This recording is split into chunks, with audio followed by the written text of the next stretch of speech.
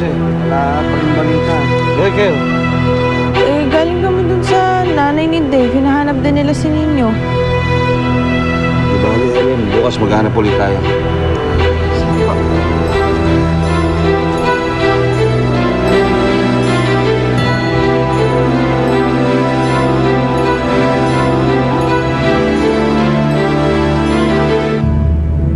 Hindi naman pwedeng hanap tayo ng hanap parate, di ba?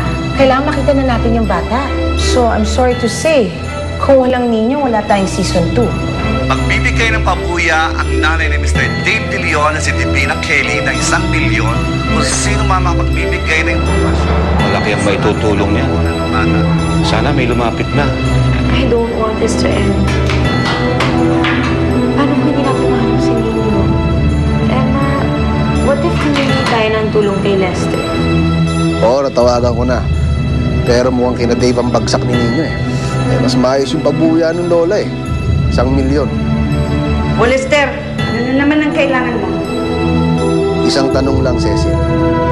Kaya mo bang tapatan yung binibigay na 2 milyon ng nanay ni Dave?